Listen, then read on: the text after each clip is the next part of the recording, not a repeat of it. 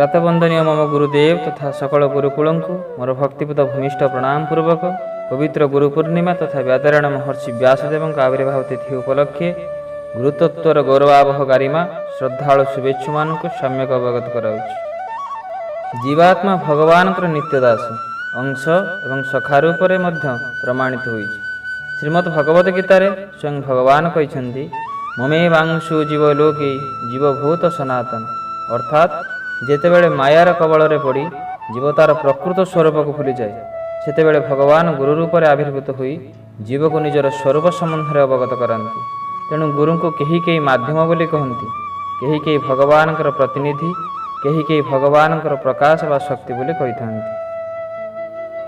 गुरु शब्दर साधारण अर्थ भारी व ओजनिया, किंतु जदि गभीर भाव में पर्यालोचना करा जाए ताहले जानी हेबो जे गुरु हेउछन्ति सीए जे कि मनरे थिबा अज्ञान रूपी अंधकार को दूर करी ज्ञान रूपी आलोक को प्रकाशित करिथाନ୍ତି।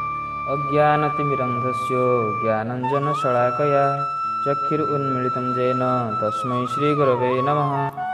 संस्कृत रे गुरु निगरण धातुर उपाधि प्रत्ययर संयोग रे गुरु शब्दर व्युत्पत्ति हुई। निगरण शब्दर अर्थ हेउछि गिळी देवा, अर्थात जे शक्ति द्वारा शिष्यर अज्ञानता को बा जड़ता को गिली दिए बा नाश कर दिए से होउछन्ति गुरु।